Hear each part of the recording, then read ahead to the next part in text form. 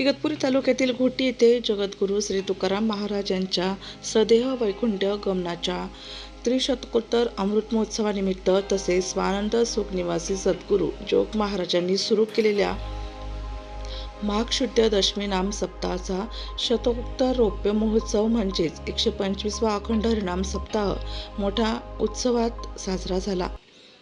महोत्सवाच्या शुभारंभावेळी माजी मंत्री बाळासाहेब थोरात यांच्या हस्ते ध्वजारोहण व व्यासपीठ पूजन करण्यात आले.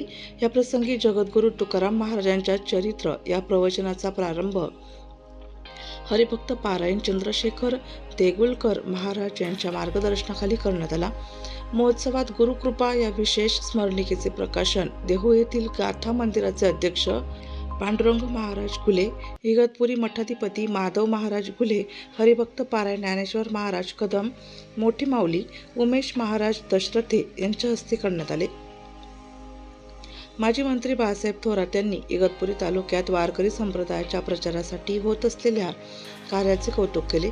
त्यांनी स्वानंद सुख निवासी सद्गुरू जोग महाराज व बँकट स्वामी यांच्या विचारधारेला पुढे नेणाऱ्या इगतपुरी मठाच्या मठाधिपती माधव महाराज घुले यांचे विशेष अभिनंदन केले. या उत्सवामुळे आध्यात्मिक वारसा अधिक भक्कम होणार असून भक्तांना हरिनाम कीर्तनाचा लाभ मिळणार आहे. महोत्सवाला वारकरी संप्रदाय व भाविकांनी मोठ्या संख्येने 125वा असा वर्ष आहे.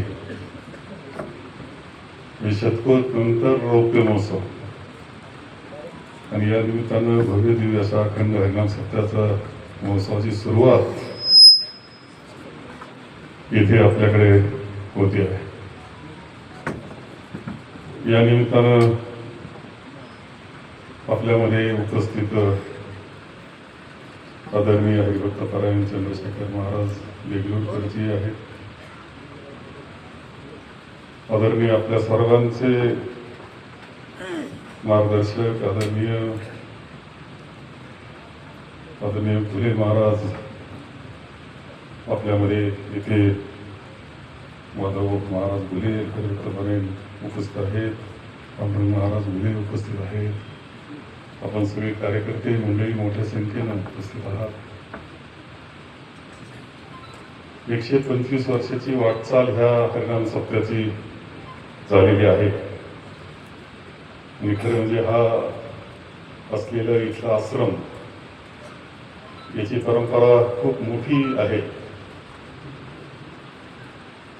आदरणीय जोग महाराजांनी स्थापन केलेलं अशा प्रकारचा हा आश्रम जिथे बंकट स्वामी त्यांचे शिष्य झाले. आज किती गोष्टी जुळून आल्या तर महाराज.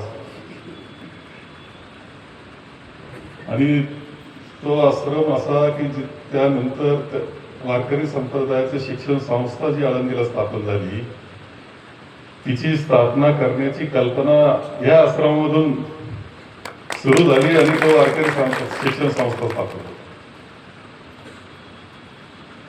आदरणीय माधव महाराज घुले अत्यंत समर्थपणे हा आश्रम चालवतायत. खरं म्हणजे परंपरा पुढे चालवणारा तितकं ताकदीचं व्यक्तिमत्व मिळणं ही सुद्धा भाग्याची गोष्ट असते.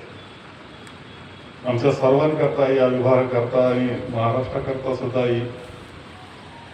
इथे जोग महाराजांनी स्वतः त्यांनी ज्ञानदान केलेलं आहे. बंकट स्वामी त्यांचे शिष्य असं योग जुळून आलेला आणि तिथे पुन्हा आदरणीय घुले महाराज तिथे आजही ते कार्य चालवत आहेत. आणि हरिनाम सप्त्याचे 125 वर्ष त्यावेळेस सुरू केलेला 1901 साली प्रथम सुरू केलेला हरिनाम सप्ताह अखंडपणे चाललेला आहे हा.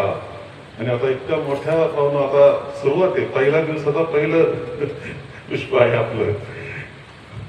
तर तू आता जसं पुष्प तुमचं पुढं जाईल तुकारामांची कथा पुढे जाईल तसं हे सगळं भरत जाणार आहे. आज योग आणखी चांगला या कारणाला म्हटलं मी. अनेक योग काय इथे तर इथे स्वतः हरिभक्त पारायण चंद्रशेखर महाराज देगलूरकर आलेले आहेत. त्यामध्ये त्यांना सुद्धा मी एक आठवण माझी सांगू इच्छितो. 1984 सालची गोष्ट आहे. माझ्या म्हणजे संगमनेरच्या मतदारसंघात नान्नज गाव आहे, तिथून ज्ञानेश्वर स्वतः गेले, पावन झाली ती भूमी म्हणून ज्ञानेश्वरांचं मंदिर आम्ही केलं. आणि त्याचं जे प्राणप्रतिष्ठेचं जो कीर्तन होतं ते आदरणीय हरिभक्त परायण धुंडा महाराज देगलूरकरांनी केलं. 84 सालची गोष्ट आहे. काय कारण होतं मला माहित नाही. माझं वय 30-31 होतं. त्यांनी मला कॉटवर बसले होते. शरीर त्यावेळेस असं जरा कुरकुरीत झालं होतं, थोडे थकलेले अशा पत्नी, परंतु त्यांनी मला शेजारी बसून घेतलं, डोक्यावर हात फिरवला, आशीर्वाद दिले. आणि नंतर ज्यावेळेस प्रवचनाची सुरुवात केली, तुम्हाला सांगतो का आवाज इतका खणखणीत, मला आजही खूप आठवतं ते त्यांचं प्रवचन. कारण ते कीर्तनाची प्रवचनच करू शकत नाही, पद्धतीचे प्रश्न होते. मी 85ला आमदार झालो मार्चमध्ये, आणि त्यांचं पत्र आलं मला. आणि त्या पत्रामध्ये त्यांनी पत्र कदाचित दुसरं कोणी लिहिलं होतं, खाली धुंडा महाराज असं लिहिलं होतं. मला इतकं भाग्यवान वाटलं, मला ते आशीर्वाद इतके मोलाचे वाटले. आजही ते आशीर्वाद काही असले तरी माझ्या पाठीशी असं मला वाटून जात असतं. ही फार भाग्याची गोष्ट असते अशा तपस्वीचे आशीर्वाद मिळणं. आणि त्या कुटुंबातले हरिभक्त परायण चंद्रशेखर महाराज देगलूरकर आहेत. त्यांचा व्यासंग, कीर्तन आणि त्यांची जी सेवा असते प्रवचनाची, अनेक विषयांचा त्यांचा अभ्यास आहे. आज ते आपल्याला संत तुकाराम महाराजांवर ते आपले विचार मांडणार आहेत. त्यांचं चरित्रच आपल्याकडे ठेवणार आहे की ज्याच्यातून सगळ्या तुम्हाला खूप मोठे ज्ञान, विशेषतः बहुजन समाजातल्या अनेक अंधश्रद्धा दूर करण्याची शक्ती संत तुकारामांच्या गाथेमध्ये आपल्याला सापडते, त्यांच्या चरित्रामध्ये सापडते. त्यांचं चरित्र म्हणजे त्यागाचं, ज्ञानाचं अशा प्रकारचं एक रूप आपल्याला दिसतं.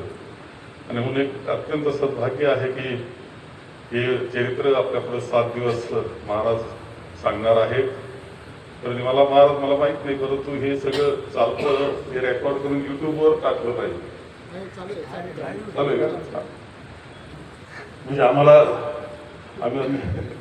मी फार लवकर आलो, मला थोडंसं पुढं कार्यक्रम आहे, मी ऐकण्याकरताच आलो होतो, परंतु थोडंसं टायमाचा वेळ झालेला आहे.